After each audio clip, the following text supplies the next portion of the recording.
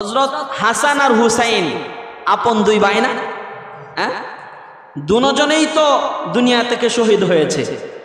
হাসানও শহীদ হয়েছে, হুসাইনও শহীদ হয়েছে। হাসান কিন্তু বড়, হুসাইন ছোট। আর হাসান কিন্তু আলী রাদিয়াল্লাহু তাআলা আনহুর খেলাফত আমল শেষ হওয়ার পরে বাগদাদের শহরে 6 মাস বাগদাদ শাসন করেছে হযরত হাসান।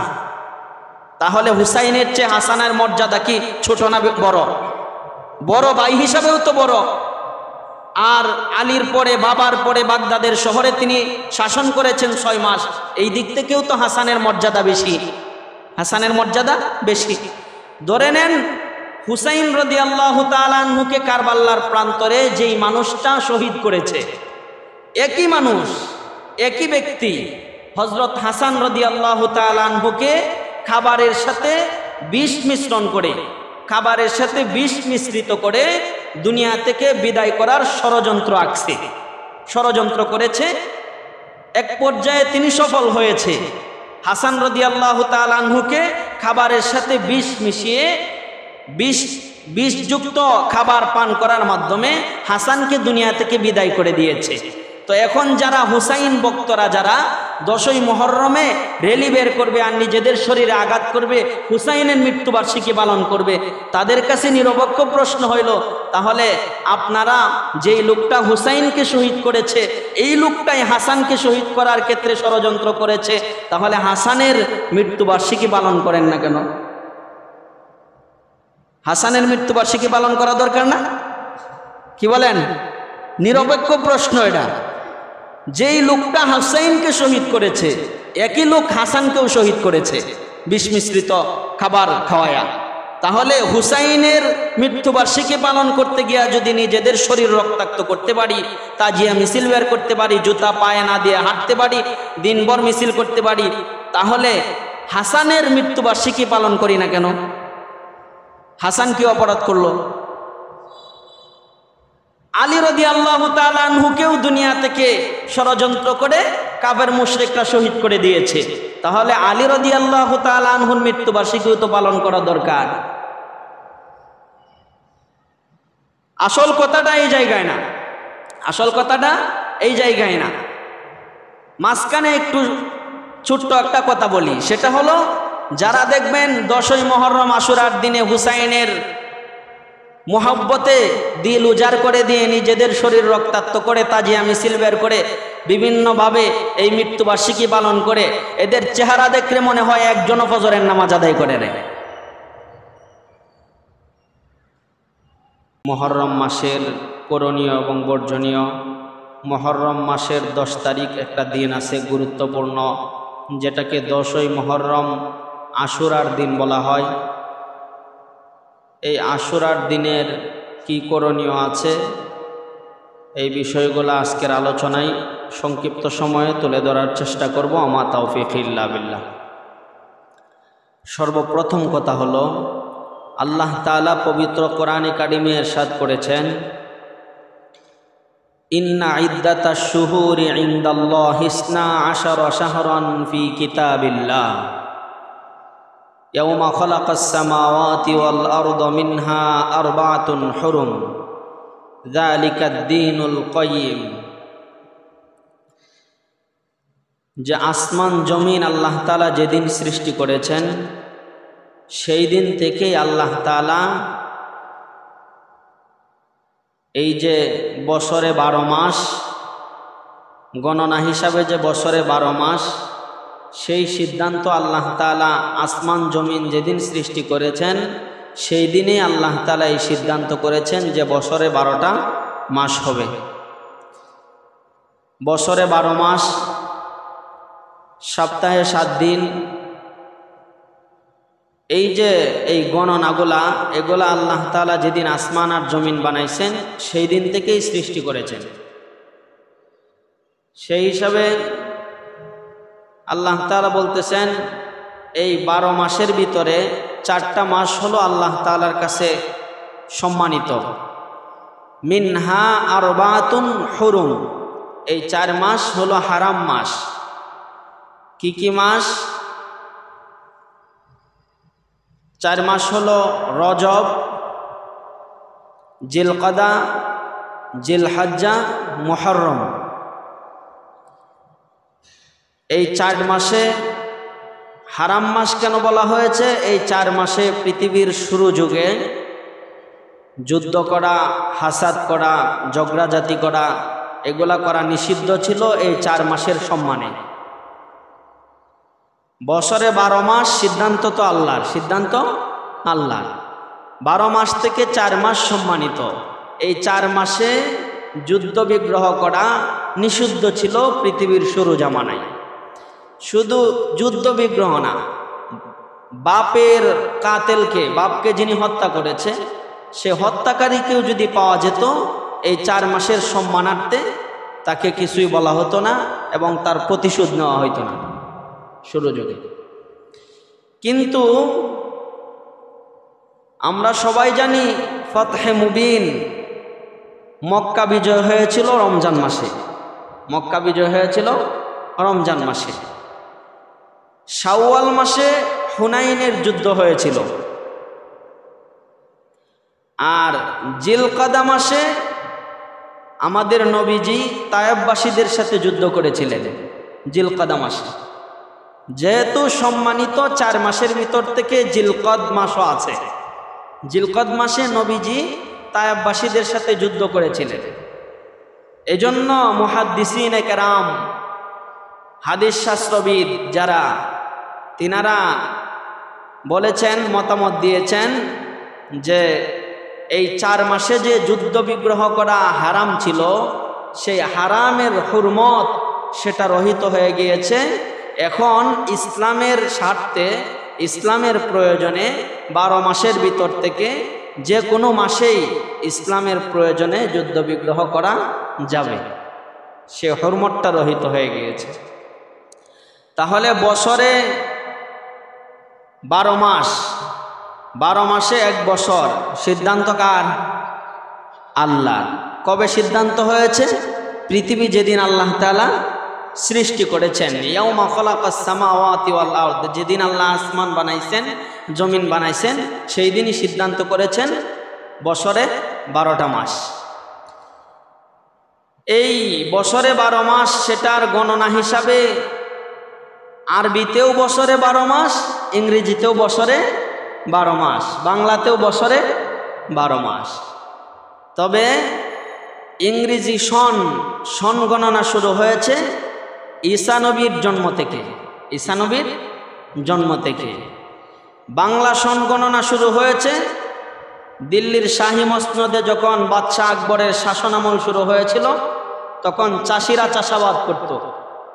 আর সেই চাষাবাদ করতে গিয়ে খাজনা আদায়ের জন্যে বাংলার সনের প্রয়োজন হয়েছে, বাংলা মাসের তারিখের প্রয়োজন হয়েছে। তৎকালীন সময় থেকেই, সম্রাট আকবরের সময় থেকে, শাসনামল থেকেই বাংলার সন গণনা শুরু হয়েছে, বাংলার সন গণনা শুরু হয়েছে। আর আরবি হিজরি সন গণনা শুরু হয়েছে হযরত উমর রাদিয়াল্লাহু তাআলা আনহুর খেলাফতের সময় থেকে। উমর রাদিয়াল্লাহু তাআলা আনহু যখন খেলাফতের মসনদে, তখন আবু মুসা আশআরী রাদিয়াল্লাহু তাআলা আনহু চিঠি লিখলেন ওমর রাদিয়াল্লাহু তাআলা আনহুর কাছে, যে আপনি যে আমাদের কাছে চিঠি পাঠান, সেই চিঠির ভিতরে তো আরবি মাসের তারিখ লেখা থাকে না, এজন্য আমাদের অনেক সমস্যা হয় বুঝতে। তখন উমর রাদিয়াল্লাহু তাআলা আনহু জরুরি পরামর্শ সভা ডেকেছেন। ডাকার পরে হিজরি সন গণনা শুরু করা দরকার, এই বিষয়ে পরামর্শ চেয়েছেন সবার কাছে।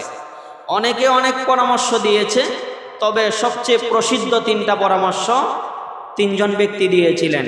একটা পরামর্শ দিয়েছিলেন আরবি গণ সননা, আরবি হিজরি গণ সননা শুরু হতে পারে নবীজির জন্মে থেকে, নবীজির জন্ম থেকে।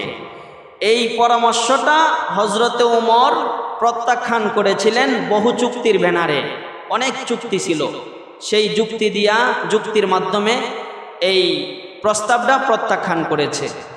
সেই যুক্তিগুলা কি, এগুলা লম্বা আলোচনা, সংক্ষিপ্ত সময়ে আলোচনা করা যাবে না।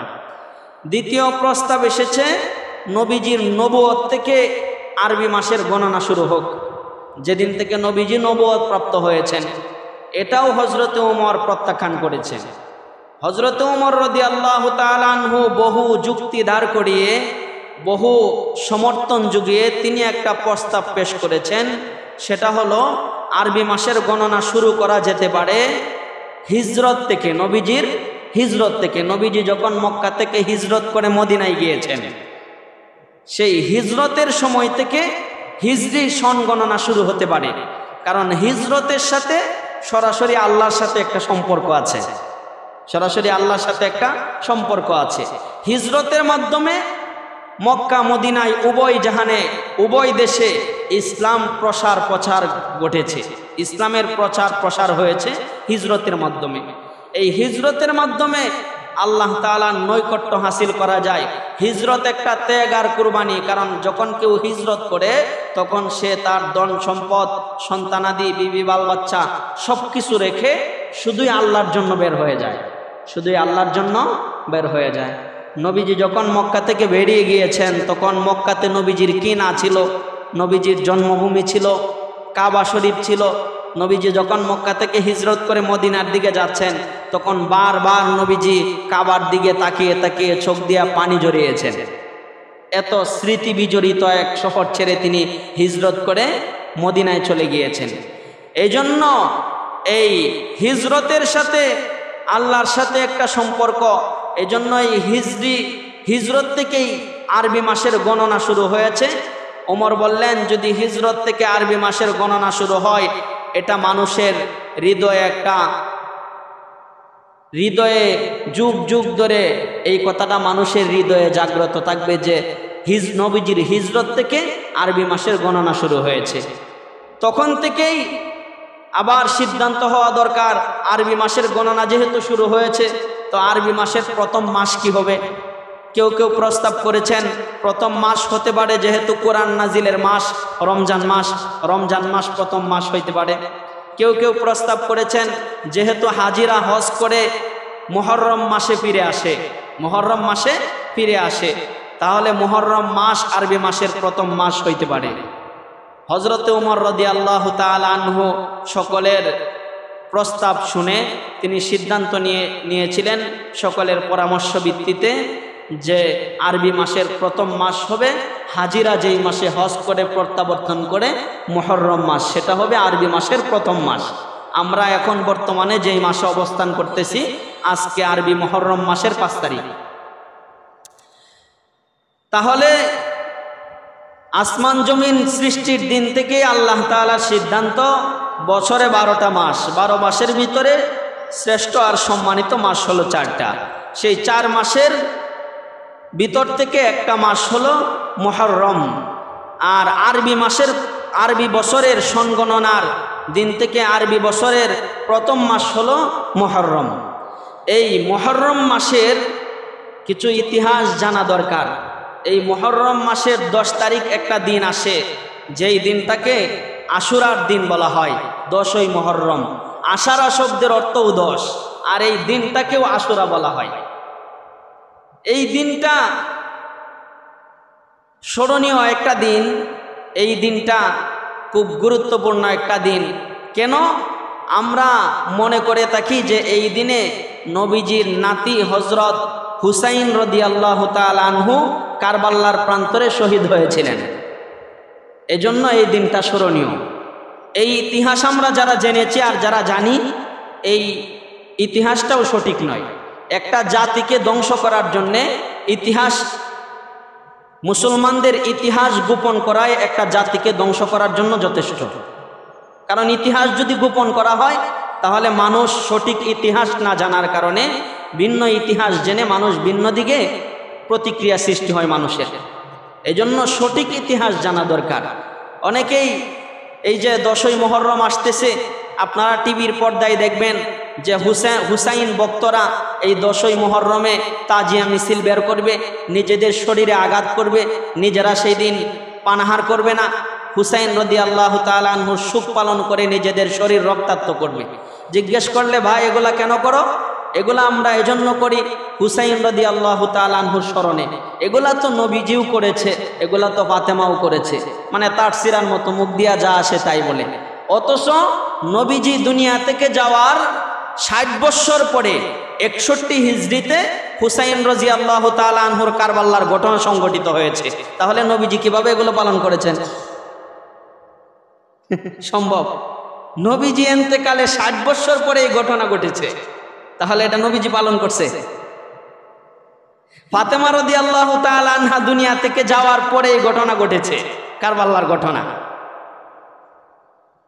এজন্যই বলেছি যে সঠিক ইতিহাস জানা দরকার।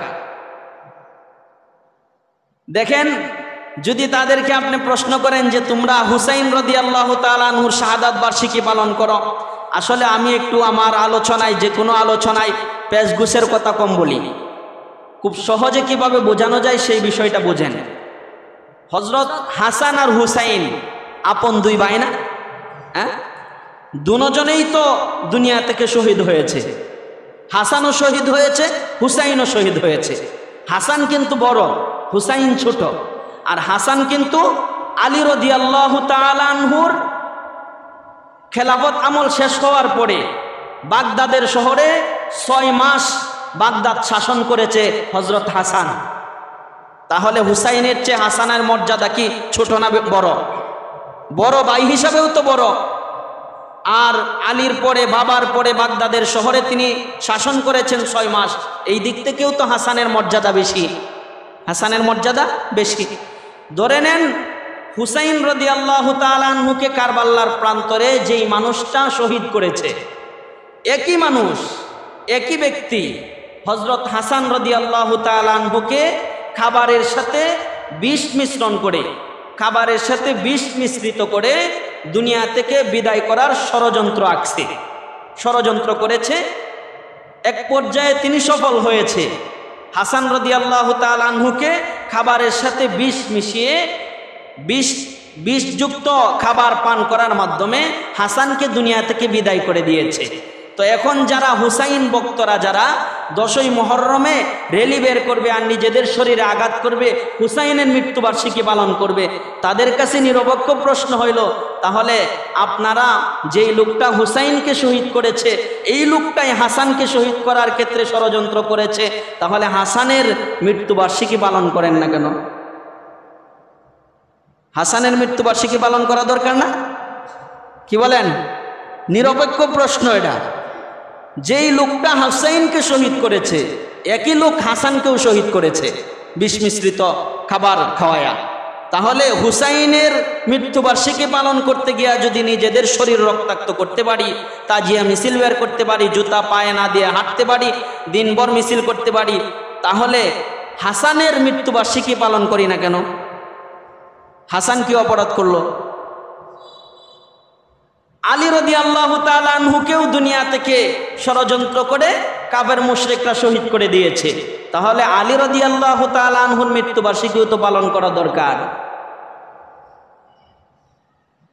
আসল কথাটা এই জায়গায় না, আসল কথাটা এই জায়গায় না।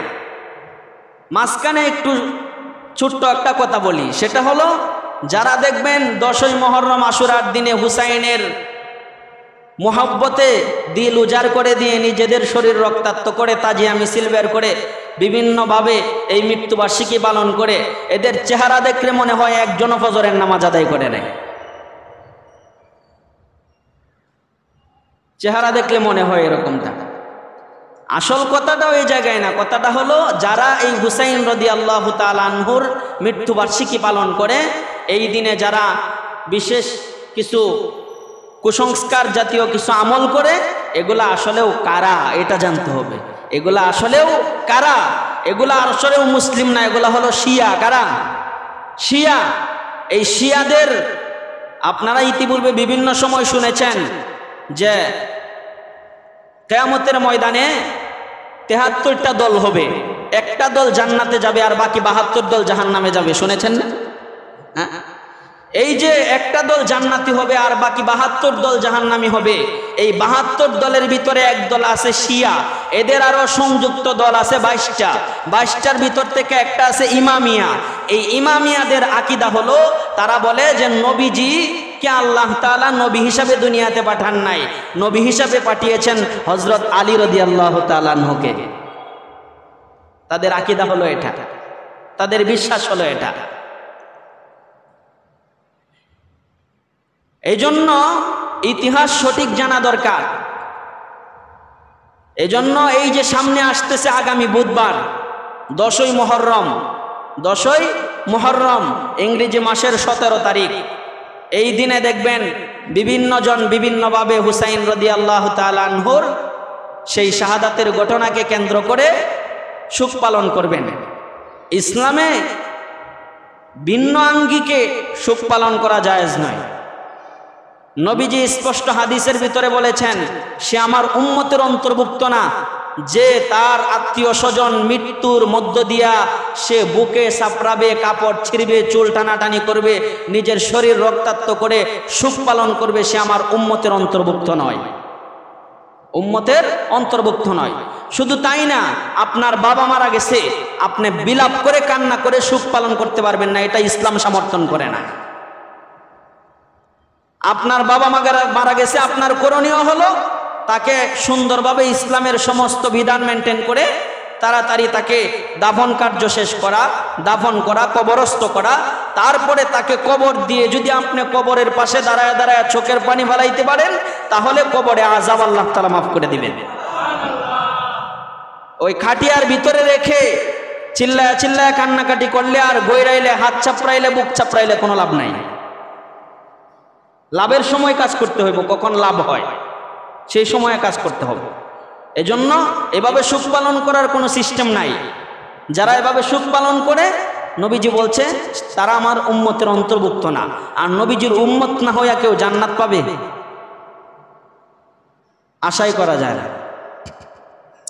তাহলে আসেন 10ই মুহররম এই যে আসতেছে আগামী বুধবার, এই দিনে আমাদের কিছু করণীয় আছে কিনা, আমাদের কিছু করণীয় আছে কিনা। লম্বা চোরা ইতিহাস তো আর আমি টানতে পারবো না, লেখছি 7 পৃষ্ঠা, 7 পৃষ্ঠা কি আর বলা সম্ভব?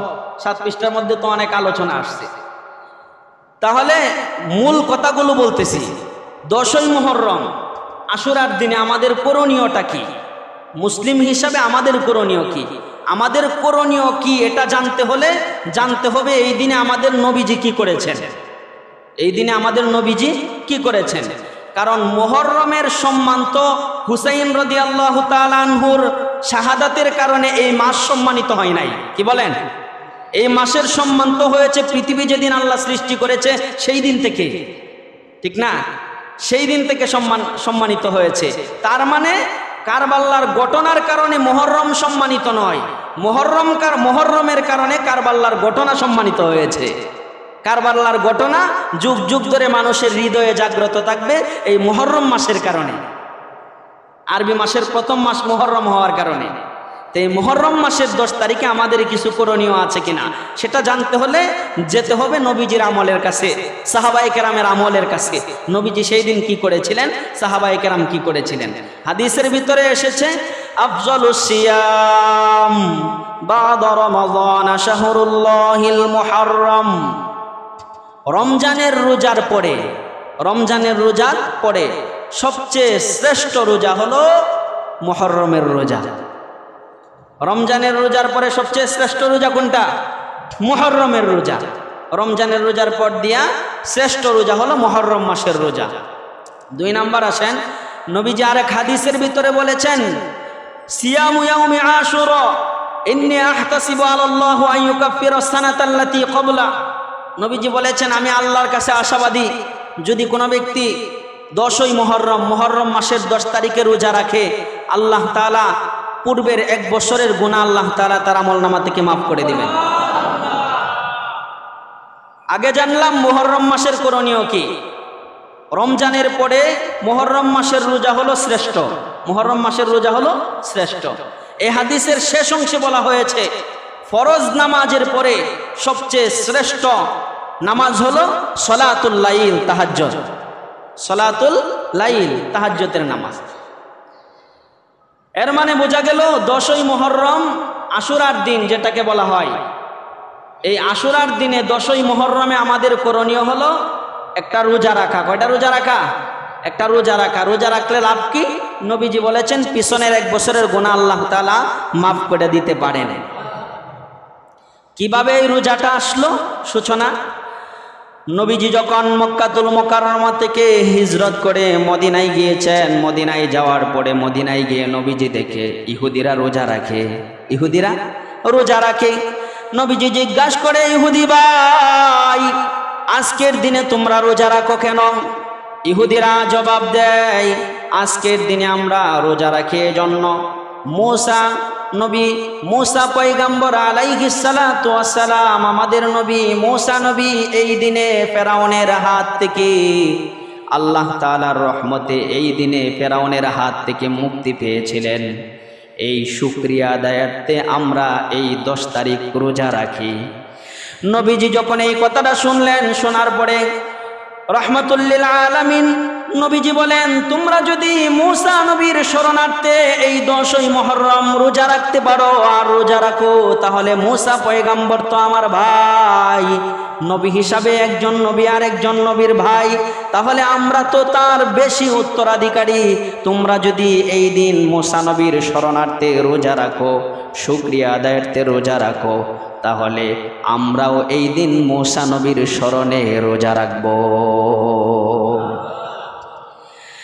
নবীজি সেই দিন থেকে, পরের বছর থেকে নবীজি মুসা নবীর শরণার্থে এই 10ই মুহররম রোজা রাখা শুরু করে দিলেন। 9ম হিজরিতে আল্লাহ তাআলা নবীজিকে আদিষ্টিত করেছেন, হে পয়গম্বর, আপনি ইহুদি খ্রিস্টানদের বিরোধিতা করুন, খালিফুল মুশরিকিন ওয়াল ইয়াহুদ, ইহুদি খ্রিস্টানদের বিরোধিতা করুন। তারা যেই দিন রোজা রাখে এই দিন আপনি রোজা রাখবেন, তবে আরেকটা আগে পিছে মিলায়া রাখবেন, তাদের বিরোধিতা করবেন। নবীজি সাহাবায়ে কেরামকে লক্ষ্য করে বলেছিলেন, ও সাহাবায়ে কেরাম, আগামী বছর পর্যন্ত যদি আমার হায়াত বাকি থাকে, তাহলে আগামী বছরে অর্থাৎ 10ম হিজরিতে আমরা 10 তারিখের আগে 9 তারিখ অথবা 10 তারিখের পরে 11 তারিখ, এই 2 দিন মিলায়া 2টা রোজা রাখবো, একটা রোজা রাখবো না, 2টা রোজা রাখবো। কিন্তু আগামী বছর আসার আগেই নবীজির হায়াতের জিন্দেগি শেষ হয়ে গিয়েছে, নবীজি দুনিয়া থেকে বিদায় নিয়ে চলে গিয়েছেন। সাহাবায়ে কেরাম পরবর্তী বছর থেকে 2টা রোজা রেখে রেখে আসতেছেন, এই পর্যন্ত এই 2টা রোজার আমল সত্যায়িত আছে। এজন্য মুসলমান হিসাবে আমাদের করণীয় হলো 10ই মুহররম আশুরার দিনে আগে অথবা পরে মিলায়া 2টা রোজা রাখা, নবীজির আদর্শ, নবীজির সুন্নাহ, 2টা রোজা রাখা। তবে এই মুহররম মাসের রোজা, আশুরার রোজা একটা সময়ে ফরজ ছিল, রমজানের রোজা ফরজ হওয়ার আগে, রমজানের রোজা ফরজ হওয়ার আগে আশুরার রোজা ফরজ ছিল। কিন্তু রমজানের রোজা যখন ফরজ করা হয়েছে, তারপরে আশুরার রোজার ফরজিয়াত আল্লাহ তাআলা বাতিল করে দিয়েছেন, ফরজিয়াত আল্লাহ তাআলা বাতিল করে দিয়েছেন। কিন্তু ফরজ বাতিল হয়েছে, কিন্তু আশুরার রোজার ফজিলত একটু কমে নাই। আল্লাহ তাআলা আশুরার রোজার ফজিলত রেখে দিয়েছেন। কিন্তু বিধান হিসাবে, ইসলামের বিধান হিসাবে মাসআলাগতভাবে আশুরার রোজা রাখার বিধান হলো মুস্তাহাব। আশুরার রোজা রাখার বিধান হলো মুস্তাহাব। কেউ যদি রাখে তাহলে সে সব পাবে, আর কেউ যদি না রাখে তাহলে তার গুনাহ হবে না। তবে আমরা যেহেতু নবীজির উম্মত, নবীজি যেহেতু আশুরার দিনে রোজা রেখেছেন, তাহলে উম্মত হিসাবে আমাদেরও দায়িত্ব হয়ে দাঁড়ায় সেই আমলটা করা, আমাদেরও দায়িত্ব হয়ে দাঁড়ায় সেই আমলটা করা। এজন্য আমরাও চেষ্টা করব 10ই মুহররম আশুরার দিনে আগে পরে একটা মিলায় 2টা রোজা রাখতে ইনশাআল্লাহ। এটা হলো মুহররম মাসের গুরুত্বপূর্ণ একটা আমল। এক বর্ণনায় এসেছে, এই আশুরার দিনে অর্থাৎ মুহররম মাসে আল্লাহ তাআলা তার আপন নবীদেরকে বড় বড় 10টা অলৌকিক ঘটনা ঘটিয়েছেন। তার মধ্যে একটা হলো মুসা আলাইহিস সালাতু ওয়াস সালামকে ফেরাউনের হাত থেকে মুক্তি দিয়েছিলেন এই দিনে। আরেকটা হলো নবীজি এক হাদিসের ভিতরে বলেছেন, কিছু কিছু মুহাদ্দিস হাদিসটা বর্ণনা করেছেন যে 10ই মুহররমের দিনে যদি কেউ পরিবারের ভিতরে ভালো খাবার বা উত্তম পোশাকের ব্যবস্থা করে, আল্লাহ তাআলা সারা বৎসর উত্তম এবং ভালো খাবারের ব্যবস্থা করে দিবে। এখন বলবেন হুজুর, যদি 10ই মুহররম রোজা রাখি তাহলে ভালো ভালো খাবারের ব্যবস্থা হবে কিভাবে? খাবার খাবো কেমনে? সারাদিন তো রোজাই রাখবো। সারাদিন রোজা রাখবেন, সন্ধ্যাবেলা ইফতারি তো করবেন। ইফতারি না করে তো রোজা রাখবেন না। ইফতারির সময় একটু ভালো খাবারের ব্যবস্থা করবেন। পরিবারে যারা আছে তাদের জন্য ভালো একটু খাবারের ব্যবস্থা করবেন। নবীজির এই হাদিস প্রমাণ করে সারা বৎসর আল্লাহ তাআলা আপনার কামাই রিজিকের ভিতরে বরকত দিয়া উত্তম এবং ভালো খাবারের ব্যবস্থা করে দিবে। শুধু তাই না, এই দিনে অলৌকিক ঐতিহাসিক ঘটনাগুলির মধ্য থেকে আরেকটা ঘটনা ছিল। আমাদের আদি পিতা হযরত আদম আলাইহিস সালাতু ওয়াস সালাম, আদি মাতা মা হাওয়া আলাইহিমুস সালাম, দুইজন জান্নাতে বসবাস করতেছিলেন। একটা পর্যায়ে জান্নাত থেকে আল্লাহ তাআলা তাদেরকে নামিয়ে দিয়েছেন। আমরা অনেকেই বলে থাকি জান্নাত থেকে বের করে দিয়েছেন, এই কথাটাও সঠিক নয়। আল্লাহ তাআলার কোরআন বলে ইহবিতু মিনহা জামিআ। ইহবিতু শব্দের অর্থ হলো নামিয়ে দেওয়া, আর উখরুজ শব্দের অর্থ হলো বের করে দেওয়া। শয়তানের ক্ষেত্রে, ইবলিসের ক্ষেত্রে আল্লাহ তাআলা বলেছেন উখরুজ মিনহা ফাইন্নাকা রাজিম। শয়তানকে আল্লাহ তাআলা বের করে দিয়েছেন। নবীজির ক্ষেত্রে নবীজির সম্মানে আল্লাহ বলেছেন ইহবিতু মিনহা, নবীকে জান্নাত থেকে নামিয়ে দেওয়া হয়েছে। তার মানে এখান থেকে আমরা শিখতে পারি জান্নাত কোথায়? উপরে। কোথায়? উপরে। আল্লাহ এই আয়াত থেকে আমরা শিখতে পারি যেহেতু নবীজিকে বলা হয়েছে নামিয়ে দেওয়া হয়েছে, তো নামাই করতে কে? উপর থেকে না? এখান থেকে আমরা শিখতে পারি জান্নাত উপরে, আর নবীজির সম্মানে আল্লাহ বলেছেন নবীজিকে নামিয়ে দেওয়া হয়েছে।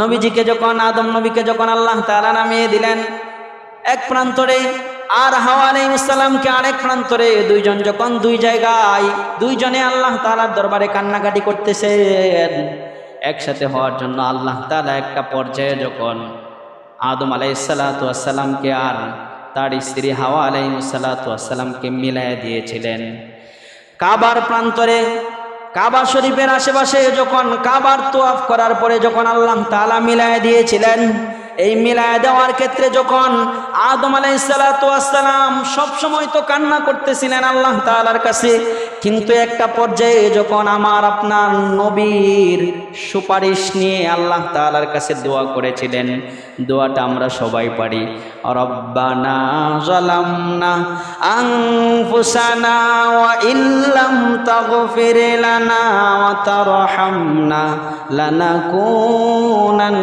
মিনাল খাসিরিন। যখন এই দোয়াটা আল্লাহ তাআলার কাছে পয়গম্বর আদম নবী করেছিলেন, আল্লাহ তাআলা এই দোয়ার পরে আল্লাহ তাআলা এই যে 10ই মুহররম আশুরার দিনে, যেই দিনে আদম আর হাওয়াকে একসাথে মিলিয়ে দিয়েছিলেন, সেই দিনটা ছিল 10ই মুহররম আশুরার দিন। এই যে মুহররম মাসের 10 তারিখ আশুরার দিন। কোন কোন বর্ণনা এসেছে 10ই মুহররম আশুরার দিনে আদম আর হাওয়া আলাইহিস সালাতু ওয়াস সালামকে আল্লাহ তাআলা একসাথে মিলিয়ে দিয়েছিলেন, দুইজন দুই প্রান্তে থাকার পরে। এরকম আরো অসংখ্য অলৌকিক ঘটনা এই 10ই মুহররম আশুরার দিনে সংঘটিত হয়েছে। এজন্য 10ই মুহররমের আশুরার দিনটা, 10 তারিখের দিনটা গুরুত্বপূর্ণ একটা দিন। গুরুত্বপূর্ণ হয়েছে হযরত হুসাইন রাদিয়াল্লাহু তাআলা আনহুর শাহাদাতের কারবালার ঘটনাকে কেন্দ্র করে নয়, এর আগে থেকেই এই মুহররম মাস সম্মানিত। দেখেন যারা এই কাজগুলো করে, দেখবেন টিভির বেড়ারে যখন সাংবাদিকরা সাক্ষাৎকার নেয়, বলে যে আপনারা যে কালকে তাজিয়া মিছিল বের করবেন, কি কি করবেন, তখন এরা অনেকেই বলে যে হুসেন রাদিয়াল্লাহু তাআলা আনহুর শাহাদাত বার্ষিকী পালন করব। অথচ হুসেন নামে নবীজির কোনো নাতি নাই। আছে নাকি? হুসেন নামে নবীজির কোনো নাতি আছে? হুসাইন নিজেরা নিজেদেরকে হুসাইনের মোহব্বতের দাবিদার মনে করে, অথচ নামটা শুদ্ধ করে বলতে পারে না। তো চিন্তা করেন, একমাত্র কিয়ামত পর্যন্ত হুসাইন রাদিয়াল্লাহু তাআলা আনহুর সত্যিকার মোহব্বতের, সত্যিকার ভালোবাসার দাবিদার যদি কেউ দাবি করতে চায়, তাহলে আমাদের চেয়ে শ্রেষ্ঠ মোহব্বতের দাবিদার আর কেউ হতে পারবে না। কারণ আমরা কোনো স্বার্থ জুড়িয়ে হুসাইনকে মোহব্বত করি না। হুসাইনকে মোহব্বত করি নবীজির নাতি হিসাবে, নবীজিও মোহাব্বত করেছে। হাসান হুসাইন জান্নাতের যুবকদের সর্দার থাকবে। তারা নবীজির অনেক প্রিয় মানুষ ছিল, নবীজি অনেক মোহাব্বত করেছেন। নবীজি কোন কোন হাদিসের ভিতরে এটাও বলেছেন যে কেউ যদি হাসান হুসাইনকেও অনুসরণ করে তাহলে তারাও আমার সঠিক পথ পেয়ে যাবে, সহজ রাস্তা পেয়ে যাবে জান্নাতে যাওয়ার জন্য। এই দৃষ্টিকোণ থেকে আমরা আহলে বায়াত নবীজির যে পরিবারের সদস্য হিসাবে আমরা তাদেরকে মহব্বত করি। মহব্বত করা মানে এই নয় যে তাদের জন্য আমরা এরকম অনাকাঙ্ক্ষিত কিছু কাজ করব যাদের কারণে তাদের নামের বিরোধিতা করা হয়, তাদের সম্মান হানি হয়, সেই নবী বংশের মর্যাদা লুণ্ঠিত হয়। এরকম কাজ আমরা করব, বিষয়টা এমন নয়। আর আমরা এগুলা করি না বিদায় আমাদের দিলে মোহাব্বত নাই, এটাও যুক্তিসঙ্গত কথা না। একটা ছেলে বাবা মারা গেছে, সে চিৎকার করে চিল্লা পাল্লা কান্নাকাটি করে না দেখিয়া তার মানে এটা না যে তার বাবার মোহাব্বত তার কাছে নাই। এটা নাকি তার বাবার মোহাব্বত অবশ্যই আছে তার কাছে, হয়তোবা দুনিয়াতে চলাকালীন একটু এদিক সেদিক হয়, কিন্তু মোহাব্বত তো অবশ্যই আছে। যখন দুনিয়া থেকে চলে যায় আর কোনো ভেদাভেদ থাকে না, সব বলে যায়। আল্লাহ তাআলা আমাদেরকে সঠিকভাবে সবগুলো কথা বুঝে মুহররমের আমলগুলো করার তৌফিক দান করুন।